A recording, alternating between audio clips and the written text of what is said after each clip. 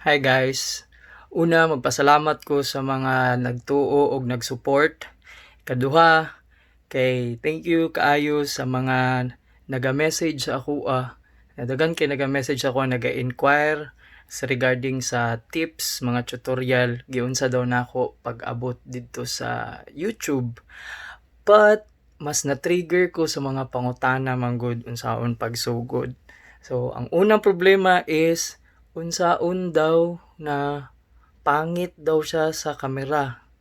So, gituyo na ko ni nga naginanira ko. Oh, kalkag akong buhok, kulot, kalkag. Tapos, kislat pa jud akong ilong. Oh, inani na angle. Oh, ana. Oh, di ba? So, second is, unsa daw na gadget ang gwapo na gamiton para makasugod sa YouTube. Para makabuhat og video.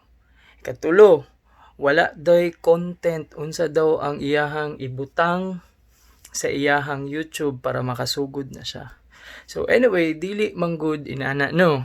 So every person is unique. So kamo naamoy inyuhang mga sariling style kung unsa to siya dito. Kaning inyuhang daily routine pwede na siya ma-content as long na naa siya message ma-deliver nimo. So it's either funny or sad or kanang inspirational. So as long na ma-deliver nimo ang content, okay na siya. Okay?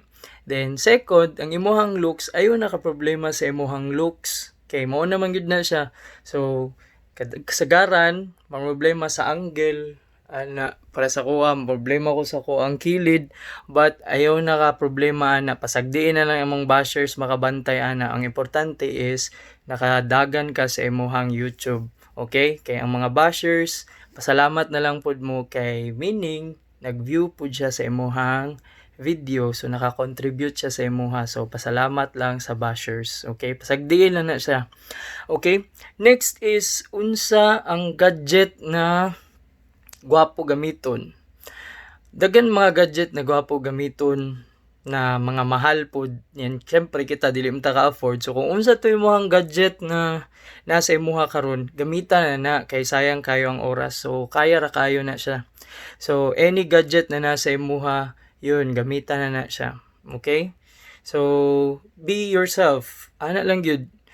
Confident lang gyud ka, i-share lang nimo unsa tong message na imong gusto ihatag. Mao na siya ang content, mao na imuhang nawong, okay? And isa ka thing is ako syempre naga-rely pud ko tong una, naga-idolize ko and gina-imitate na ako ang mga person na gina-idol na ako kay gusto na ako maging inato. But then in a long run realize na ako kapoy siya. So do not imitate somebody else, especially katong imuhang mga gina-idol. Okay lang na mag-idol pero do not imitate kay kapuyon lang ka. So just be yourself. Ana lang. So kung flat kag ilong pares na ako, okay ra kaayo na. Bahala na ng mga bashers deara.